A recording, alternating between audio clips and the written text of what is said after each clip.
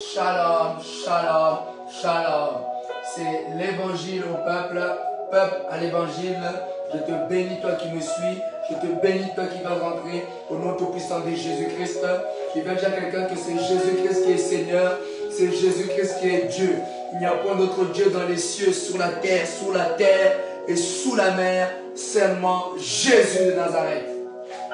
C'est l'évangile au peuple, peuple à l'évangile. Je te bénis là où tu es, je t'invite à prendre place, à partager, parce que c'est l'évangile au peuple, peuple à l'évangile. La parole va être propagée, la parole va être répandue partout. Je te bénis, toi qui me suis, je te bénis, toi qui m'entends, je te bénis, toi qui viens de prendre place, je te bénis, toi qui viens de rentrer, tu es béni. Si toi qui écoutes cela et toi qui viens de rentrer sur son message, tu viens de tomber sur son message, tu es béni mon frère, tu es béni ma soeur, au nom de Jésus, Christ de Nazareth. Toi qui ne connais pas, c'est l'évangile au peuple, peuple à l'évangile. Il y a une très bonne parole pour toi et je crois dans mon cœur que Jésus-Christ te fera du bien à travers cette parole. Sans plus tarder, je t'invite à ouvrir ta Bible dans le passage de Luc 10. Luc 10, à partir du verset 30 à 34. Luc 10, je vais l'écrire pour toi. Luc 10, 30 à 34. Luc 10, 30 à 34. Luc 10, 30, 34. Je vais laisser ce moment de la prière. Père, je laisse ce moment de la prière entre tes mains. Que je diminue et que toi seul tu croisses. Au nom de Jésus-Christ de Nazareth. Amen. Je vais lire pour toi au nom de Jésus. La Bible dit, Jésus reprit la parole et dit, un homme descendait de Jérusalem à Jéricho. Il tomba au milieu des brigands qui le dépouillèrent, le chargèrent de coups et s'en allèrent le laissant à demi-mort. Un sacrificateur qui par hasard descendait par le même chemin, ayant vu cet homme, passa outre. Un lévite qui arriva aussi dans ce lieu, l'ayant vu, passa outre. Mais un samaritain qui voyageait, étant venu là, fut ému de compassion. Lorsqu'il le vit, il s'approcha et le banda ses plaies, et en versant de l'huile et du vin. Puis il se mit sur sa propre monture, le conduisit à une hôtellerie et il prit soin de lui. Est-ce que tu peux acclamer pour cette parole? Est-ce que tu peux dire avec moi, Jésus-Christ est Seigneur? Dis avec moi, Jésus-Christ est Seigneur. Encore, Jésus-Christ est Seigneur. Je veux qu'encore tu puisses rajouter, Jésus est responsable. Jésus est responsable. Dis avec moi, Jésus est responsable. Oui, ton Dieu est responsable. Oui, il est un papa. Oui, Dieu est responsable. Oui, Dieu est responsable. Et le thème de mon message, c'est Jésus prend soin de toi. Jésus prend soin de toi. Oui, Jésus prend soin de toi. Oui, Jésus est responsable pour prendre soin de toi. Oui, Jésus est responsable pour prendre soin de toi. Et voilà le thème de mon message. Et je te dis ce message.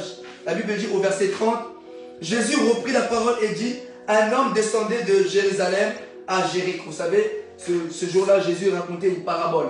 Et cette parabole qui disait, un homme descendait de Jérusalem à Jéricho. Je ne sais pas qu'est-ce que cet homme faisait. Je ne sais pas ce que cet homme allait faire à Jéricho. Je ne sais pas parce que la Bible dit il descendait à Jéricho. Donc Jérusalem était en hauteur. Je ne sais pas pourquoi il est descendu à Jéricho. Je ne sais pas, peut-être il avait une mission. Peut-être il avait une préoccupation à faire. Peut-être il avait une mission à accomplir à Jéricho. Je ne sais pas. Je ne sais pas qu'est-ce qu'il voulait faire. Mais la Bible nous dit cet homme descendait de Jérusalem à Jéricho. Et la Bible dit, et lorsqu'il descendait à Jéricho, la Bible dit, il tomba au milieu des brigands qui le dépouillèrent, le chargèrent de coups et s'en allèrent le laissant à demi-mort. Vous savez, lorsque cet homme est descendu, lorsque cet homme descendait à Jéricho, la Bible ne nous dit pas qu'est-ce qu'il allait faire. La Bible ne dit pas pourquoi il a emprunté ce chemin-là. Nous ne sait pas. Peut-être qu'il avait une préoccupation. Je pense qu'il avait une mission à accomplir. Je pense qu'il avait un besoin à faire. Je pense qu'il devait faire quelque chose de bien peut-être. Je ne sais pas. Mais la Bible dit, soudain, sur le chemin, il tombait sous des brigands. Je ne sais pas qu'est-ce qui est arrivé d'un coup dans ta vie. Je ne sais pas quel problème t'a surpris comme cet homme. Cet homme, lorsqu'il allait sur le chemin, les brigands lui sont tombés dessus. Les problèmes lui sont tombés dessus. La Bible dit, on l'a dépouillé. Je ne sais pas quel problème t'a surpris. Je ne sais pas depuis que l'année a commencé, quel problème t'a surpris, quelle situation, quel combat t'a surpris. Je ne sais pas tes problèmes, je ne connais pas tes préoccupations. Mais lui aussi, cet homme, il allait en chemin. Il allait peut-être accomplir une mission quelque part. Il allait peut-être accomplir quelque chose de bien à Jéricho. Nous ne savons pas. Mais la Bible dit, ils tombèrent sur les brigands. Ils tombèrent sur les brigands. Et moi, je pense qu'il allait accomplir quelque chose de bon. Je pense qu'il allait accomplir quelque chose de bien à Jéricho. Et vous savez, le diable se lève toujours. Le diable sera toujours là contre ton chemin. Et la Bible dit, il a croisé des brigands. En d'autres termes, le problème, le diable. Il a croisé le diable. Il a croisé des problèmes.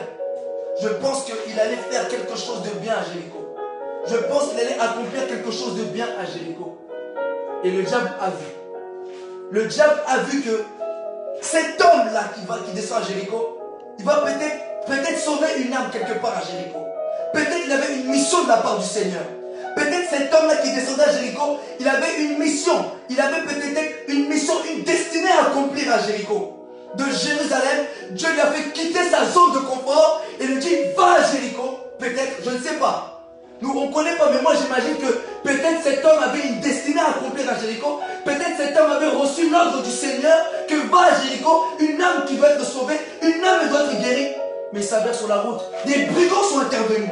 Je ne connais pas ton problème. Je ne sais pas qu'est-ce qui est venu te surprendre. Je ne sais pas qu'est-ce qui est venu te surprendre d'un coup. Tu avais peut-être une mission à accomplir. Tu avais peut-être des projets. Tu avais peut-être, comme cet homme, avait peut-être des projets à accomplir à Jéricho. Tu avais peut-être des visions à accomplir. Mais soudain, un problème est survenu. Soudain, un problème est venu. Et c'est là le thème de mon message. Jésus prend soin de toi. C'est pour ça que je t'ai dit au début. Jésus est responsable. Il prend soin de toi. Il est responsable. Il n'abandonne jamais. Il n'abandonne jamais. Peu importe les problèmes qui sont survenus dans ta vie. Peu importe qu'est-ce que tu as pu vivre. Jésus prend soin de toi, mon frère. Je ne sais pas, peut-être tu as vécu un problème terrible. Et la Bible dit, regardez, la Bible dit quoi par rapport aux brigands? La Bible dit, les brigands le dépouillaient. Je ne sais pas qu'est-ce qui t'a dépouillé. Lorsqu'on parle de dépouiller, c'est qu'il contenait des choses. Il avait des choses en lui. Il avait peut-être des biens matériels en lui. Il avait peut-être des choses. Il avait peut-être des finances. Et la Bible dit, mais ces brigands l'ont dépouillé. Qu'est-ce qui t'a dépouillé? Peut-être qu'on a dépouillé ta joie. On a dépouillé toi qui avais la joie de vivre. On a dépouillé ta joie. Peut-être toi qui avais la bonne santé. On a dépouillé ta santé. On a dépouillé tes finances. On a dépouillé tes forces. Comme cet homme a été dépouillé. Dépouillé, ça veut dire qu'il avait, mais on l'a dépouillé. Il avait des biens, mais on l'a retiré. Je ne sais pas qu'est-ce que Satan t'a retiré. Peut-être c'est la joie. Peut-être c'est la paix. Depuis que ce problème est survenu, tu n'as plus la paix. Depuis que ce problème est intervenu, est tombé dans ta vie, tu n'as plus la paix, tu n'as plus la joie, tu n'arrives plus à sourire, tu n'arrives plus à rien faire, tu n'arrives plus à marcher. Je ne sais pas, que tu pleures. La Bible dit, non seulement on l'a dépouillé, mais la Bible dit qu'on l'a chargé de coups. Vous savez, la vie est faite des combats. La vie est faite des coups. La vie est un combat. La vie est un combat. Tu vas donner des coups, on te donnera aussi des coups dans le monde spirituel. La vie est un combat. Nous combattons le diable. Le diable aussi te mettra des coups. Ne pense pas que le diable ne te mettra pas des coups. Tu encaisseras aussi les coups. Tu prendras aussi le coup. Mais Jésus prend soin de toi. Il est là avec toi dans l'épreuve que tu vis. Il est là avec toi dans les situations que tu vis. Si tu crois, dis Amen. Et la Bible dit, on l'a dépouillé, chargé des coups. Et s'en allèrent, le laissant à demi-mort. Sans pitié. Peut-être que le diable a été sans pitié avec ta famille. Peut-être que le diable a été sans pitié dans tes finances, dans ton travail. Il a ôté ton travail, maintenant tu es chômeur. Il a ôté peut-être ta santé, maintenant tu es malade. Tu te retrouves que dans les hôpitaux. Il a peut-être ôté ta joie. Il te laisse à demi-mort. La Bible dit bien demi-mort. Je vais dire à quelqu'un que tu es encore vivant. Dis avec moi, je suis encore vivant. La Bible dit demi-mort. Tant qu'il y a de la vie, il y a de l'espoir. Tant qu'il y a de la vie, il y a de l'espoir. Tu n'es pas encore mort, tu n'es pas encore mort, ce n'est pas encore fini, ce n'est pas encore fini, tu es encore vivant, tu es encore vivant. Et la Bible dit, vous savez, il est ça à demi-mort. Moi je dis, il a survécu. Dis avec moi, j'ai survécu. Tu sais, la Bible dit, on l'a dépouillé. On l'a chargé des coups. Mais il n'est pas mort. Tes adversaires, ils pensent t'avoir mis à terre.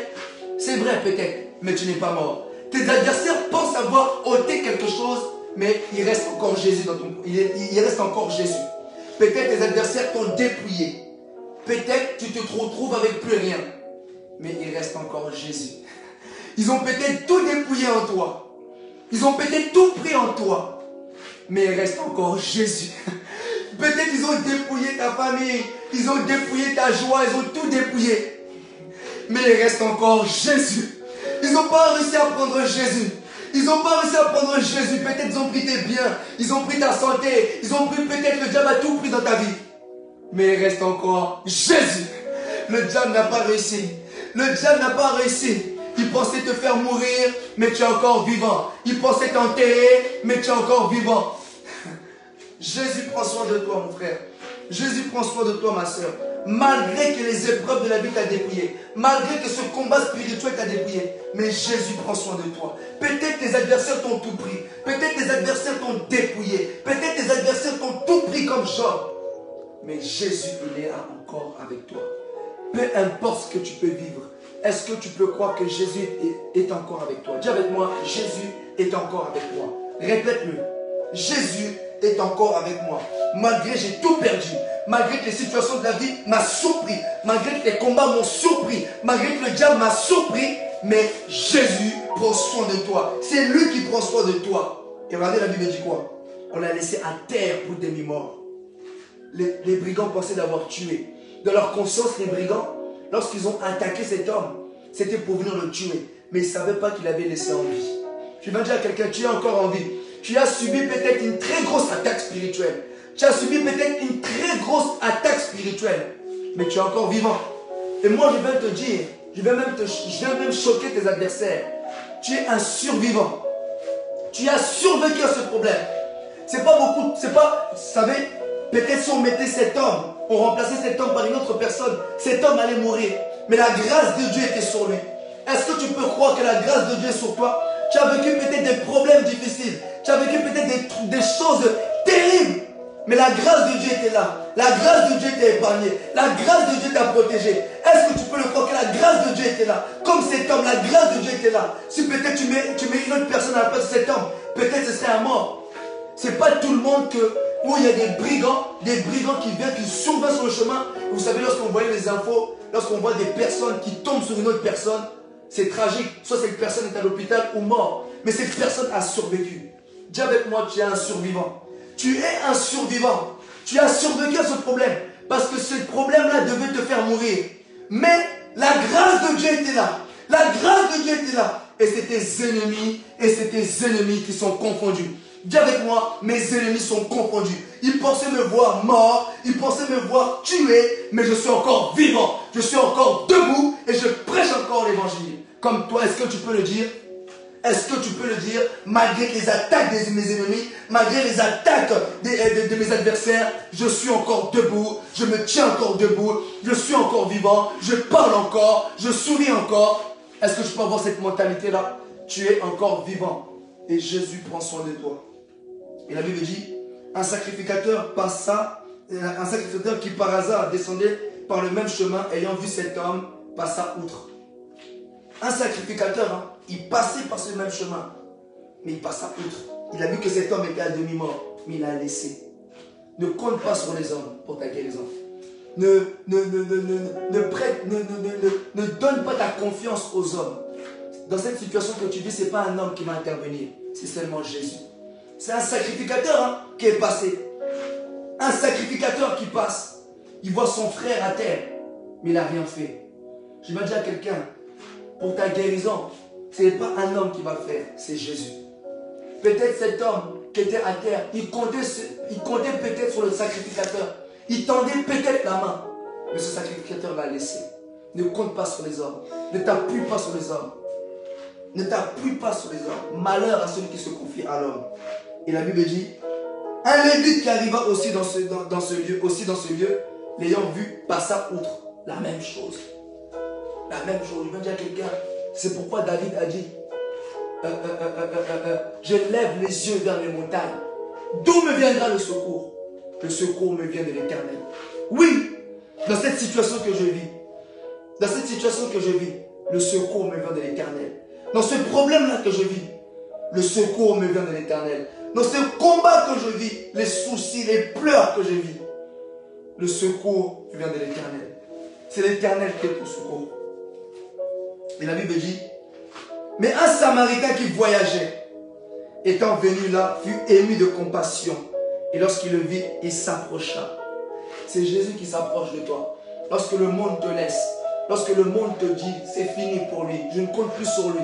Vous savez, lorsque tu es debout, tu as tout le monde est avec toi. Mais lorsque tu es à terre, c'est là on voit qui sont avec toi. Je ne sais pas, peut-être tu avais peut-être des gens qui t'avaient entouré. Lorsque tu avais peut-être les bénédictions, la gloire, le succès, tu avais tout. Maintenant, tu n'as plus rien. Regarde, si ces mêmes personnes sont là avec toi, c'est Jésus qui est là. Ce n'est pas ces hommes qui étaient là. Ces hommes ont vu, ils sont partis. Mais cet homme-là, ce Samaritain représente Jésus. C'est cet homme qui s'est approché. C'est ce Samaritain qui s'est approché vers celui qui était à demi-mort à terre. Et c'est comme toi. Jésus, c'est lui qui s'approche. Malgré que les hommes t'ont laissé. Malgré que hier tu avais le succès, maintenant aujourd'hui tu n'as plus rien. Peut-être aujourd'hui tu avais l'onction. Hier tu avais l'onction, maintenant tu n'as plus l'onction. C'est Jésus qui est encore là. C'est pour ça que je te dis, Jésus prend soin de toi. La Bible s'approcha et il banda ses plaies. Voilà ce que Jésus-Christ va faire. Jésus-Christ, il a vu tes pleurs. Jésus-Christ n'est pas comme un homme. Jésus-Christ n'est pas comme un homme. Il a vu. Il va venir bander tes plaies. Est-ce que tu peux croire que Jésus-Christ peut bander tes plaies? Malgré que ta situation peut être dure, mais Jésus prend soin de toi. Il est notre pasteur. Christ est notre pasteur.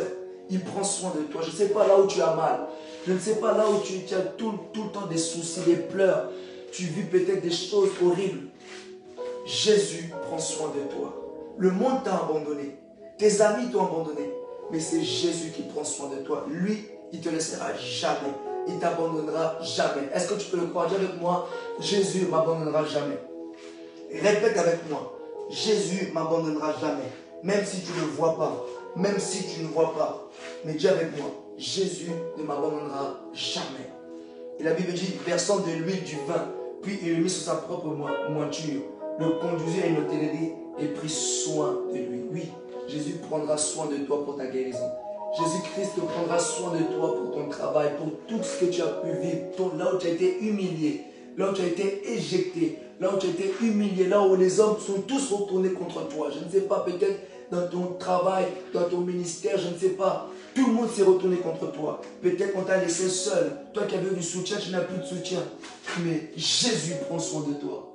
Jésus, pas un homme. C'est Jésus qui prend soin de toi. C'est Jésus qui n'abandonne pas. C'est Jésus qui est toujours là quand tu as mal. C'est Jésus qui prend soin de toi quand tu souffres. Lorsqu'on te critique, c'est Jésus-Christ qui est toujours là avec toi à tes côtés. Malgré tes pleurs, Jésus prend soin de toi. Il prend soin de toi pour te guérir. Il prend soin de toi. Il prend soin de toi. Et la Bible dit, ce Samaritain eut compassion. Oui, Jésus-Christ a compassion de ton problème là que tu vis. De cette douleur là que tu vis. Il a compassion. Et Jésus prend soin de toi. Je vais prier pour toi. Au nom de Jésus. Père, je prie que ceux-là qui vivent des moments difficiles, où peut-être le diable les a surpris, où ils vivent d'une situation où depuis qu'ils ont été attaqués, jusqu'à maintenant, ils subissent, Père éternel, les séquelles. Ils ont des séquelles spirituelles. Ils ont des séquelles physiques, mentaux. Père, je prie est-ce que tu puisses prendre soin de eux. Père, tu es fidèle. Ton nom s'appelle fidèle. Prends soin de eux. Au nom tout-puissant de Jésus. Amen.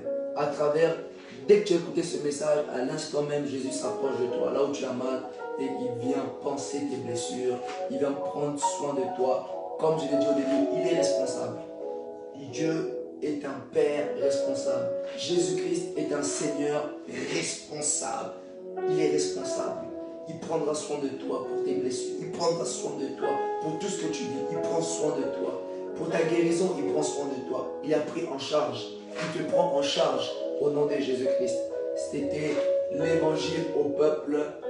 Peuple à l'évangile. Cette prédication sera aussi sur YouTube, sur ma chaîne YouTube, LPPL TV. J'étais en prédication tout à l'heure sur mon